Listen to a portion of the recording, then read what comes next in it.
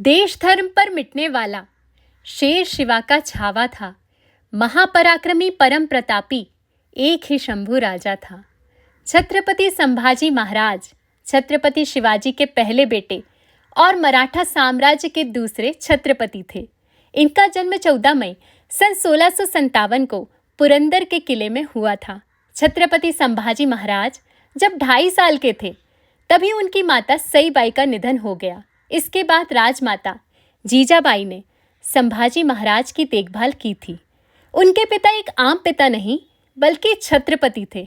युद्ध को बुद्धि, कौशल और शक्ति से जीतना उन्होंने बचपन में ही सीख लिया था। छत्रपति संभाजी महाराज को 13 भाषाएं आती थीं, जिसमें संस्कृत, पुर्तगाली, अंग्रेजी और फ्रेंच जैसी भाषाएं शामिल थीं। बचपन से ही असंभव कार्य करना संभाजी महाराज जानते थे। सिर्फ 9 सालों में छत्रपति संभाजी महाराज ने 120 से भी ज़्यादा लड़ाइयाँ लड़ी और सभी में विजय प्राप्त की। जब वे 9 साल के थे तभी औरंगजेब ने छत्रपति शिवाजी महाराज और उन्हें धोखे से आगरे में कैद कर लिया था। कोई और होता तो डर जाता, अपनी जान को अपने पिता के सपने से ऊपर समझता।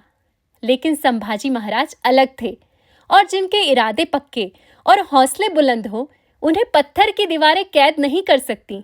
एक छत्रपति और उनका 9 साल का बेटा लाखों मुगल सैनिकों के नाक के नीचे से निकल गए। वे सिर्फ 10 साल के थे जब उन्होंने दूसरे राजाओं को जोड़ना शुरू कर दिया। वे सिर्फ 19 साल के थे जब रायगढ़ में वित्तीय और व्यवस्था से जुड़े हुए निर्णय लेने लगे। जब वे 23 साल के थे तब 16 जनवरी सन 1681 को उनका राज्याभिषेक रायगढ़ में हुआ। यह दिन मराठा इतिहास में एक महत्वपूर्ण और गौरवपूर्ण दिन के रूप में याद किया जाता है। इस दिन छत्रपति संभाजी महाराज ने अपने पिता छत्रपति शिवाजी महाराज के बाद मराठा साम्राज्य की बागडोर संभाली।